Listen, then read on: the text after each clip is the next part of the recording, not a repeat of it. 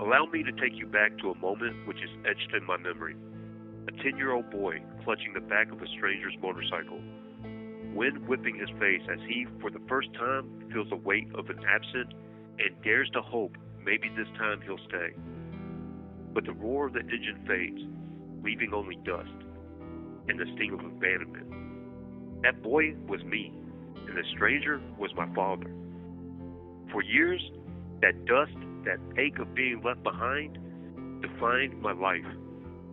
Today I speak to you not as that boy, nor as the man he became, but as proof that even in the darkest soil, redemption can take root. My father's absence carved a void within me, a hunger for belonging I eventually filled with chaos. My mother fought tirelessly to give me opportunities, but my mind, it fixated on failure. I never felt good enough. I convinced myself that life had betrayed me. At 6, 9, and 10 years old, I endured acts of sexual, physical, and mental abuse that numbed me to the world. I never once spoke up. My desperation for acceptance seemed to have made me an easy target. By 12, I had already had my first, of which would turn out to be many encounters with the police, and I had tasted drugs which left me with a new hunger, an insatiable craving for the numbness that a which substance introduced into my life. My trust in others dissolved, and I braced for abandonment, believing everyone would leave me. This fear became the root of my self-destruction, driving me to seek belonging in toxic places. What began as rebellion spiraled into addiction, a genetic curse I later learned my father also battled. By 19, I traded my future for a suspended 20-year sentence when I was convicted of embezzling just over $247. You heard me correctly. The judge handed me 20 years, which he, at that time, suspended. A sentence that today seems unimaginable for such a crime. But the truth is, the person I was back then deserved what he received. I wore my pain like an armor, stealing, lying, numbing. I became a ghost in my own life, haunting the people who loved me. My mother working overtime and multiple jobs to pay my debts, calling hospitals asking, is he alive?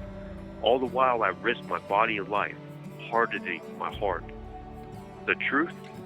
Hurt people hurt people. I'd survived childhood abuse, exploitation by those who smelled my desperation, and a genetic dance with addiction.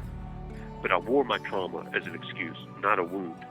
At 21, I utilized a toy BB gun and robbed 2 strangers while they were at work. Then I sat in court denying my part in the crime as I watched these 2 individuals sob as they had to relive the trauma of that night. And I felt nothing.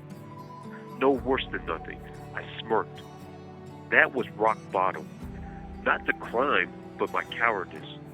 I was a coward, both in the mask I wore that night as I hid behind a toy BB gun, and a bigger coward as I refused to take responsibility for my actions that night as I sat in court, hiding in a hardened shell, refusing to say, I'm sorry. I was rightfully found guilty and given a lengthy sentence, all of which was suspended except for 38 years, and yet I still felt nothing.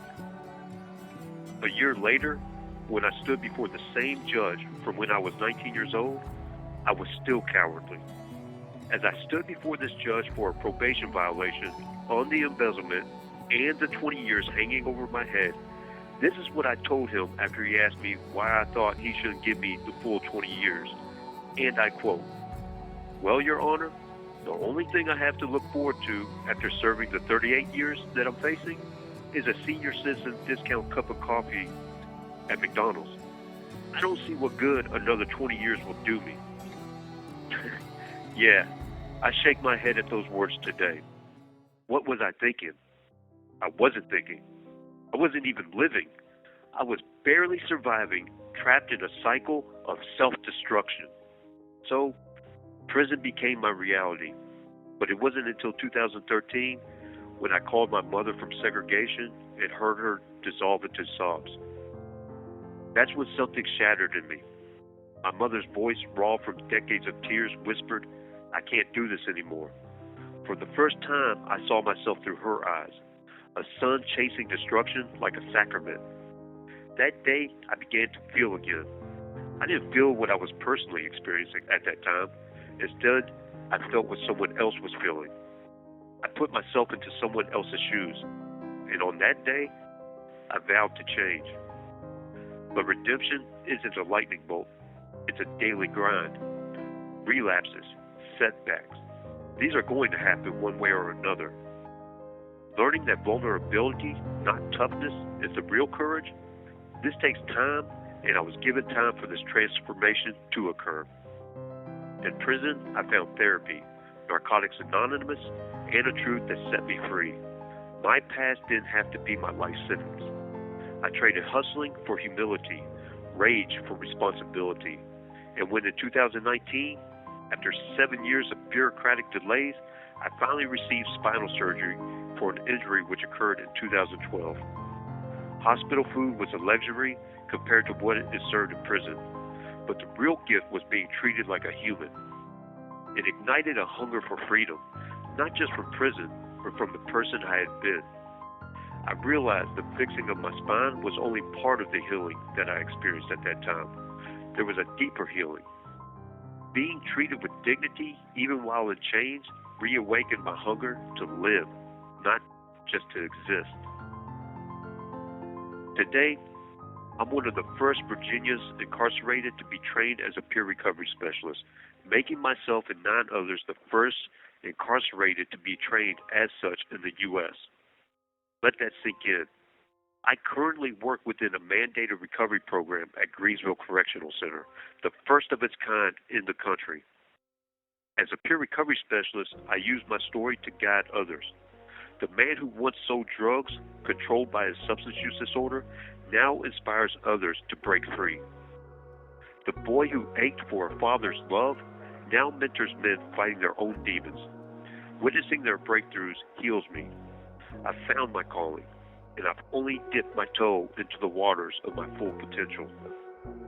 I've served 23 years, and counting. I have spent over half my life in prison. My release date? 2044. But time isn't my jailer anymore. Every day, I choose amends over apathy. I've learned rules aren't shackles. They're the guardrails for a life I'm rebuilding. And my mother? She finally sees the son she's always believed was there, buried under the rubble. So why share all of this with you? Because I need you to know. No one is beyond redemption. Not the addict, not the felon, not even the man who once laughed at others' pain.